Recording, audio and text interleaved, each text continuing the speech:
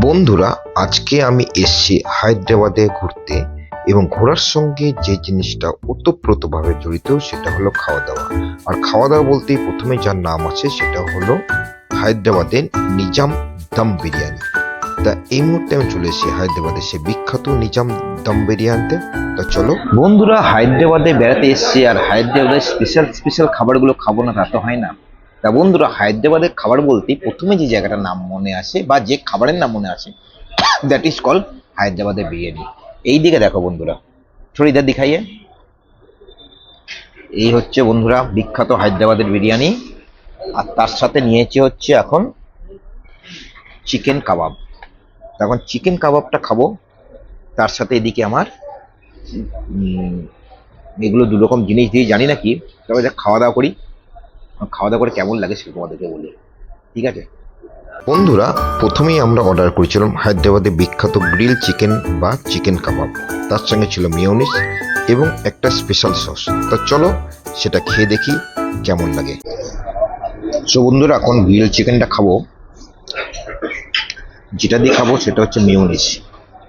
এই দিকে হচ্ছে মিয়োনিস আর এই দিকে হচ্ছে আরেকটা চাটনি। জানি না চাটনিটা কেমন খেতে হবে, তবে খেয়ে দেখি কেমন লাগে।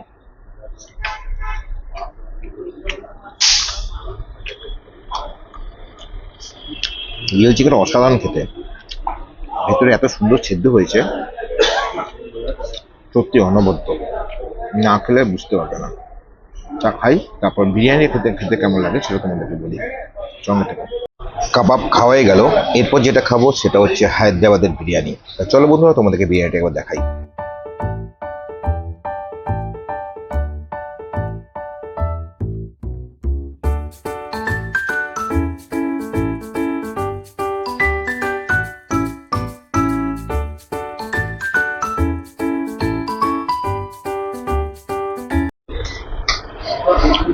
কলকাতার বিরিয়ানির সাথে যেটা বেসিক্যালি তফাৎ সেটা হচ্ছে এখানে কিন্তু আলু নেই, তবে অ্যারোমাটা কিন্তু একটা অন্যরকম অ্যারোমাই পাচ্ছি। খেয়ে দেখি।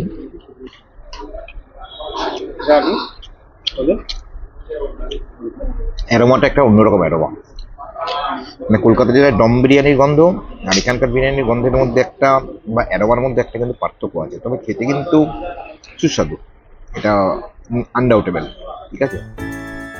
বন্ধুরা, বিরিয়ানি যেটা ছাড়া কখনোই যাবে না সেটা হলো কোল্ড ড্রিঙ্কস। তাই বন্ধুরা, আমরা কোল্ড ড্রিঙ্কসও অর্ডার করে দিলাম।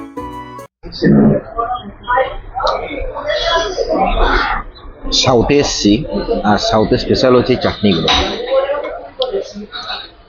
যার মধ্যে একটা নারকলের ফ্লেভার আছে, যেটা সাউথে এলে বন্ধুরা তোমরা জানোই নারকলের একটা সম্পর্ক তাদের সাথে একটা অসাধারণ। তা এইটা দিয়ে কিন্তু তার সঙ্গে দেখো বন্ধুরা কারি পাতাও কিন্তু আছে, ঠিক আছে? তা এইটা দিয়ে মাখিয়ে বিরিয়ানিটি কেমন খেতে লাগে সেটা তোমাদেরকে বলি।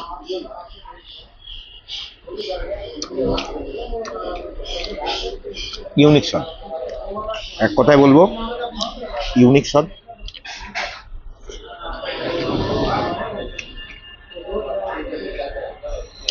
একদম অন্যরকম, মানে বাঙালিদের কাছে এটা ঠিক যে বিরিয়ানি বলবো বা বিরিয়ানি বলে বাঙালিদের মাথায় যেটা আসে এটা কিন্তু সেরকম নয়, একদম ইউনিক একটা স্বাদ কিন্তু এখানে আছে। তার সাথে এখানে আছে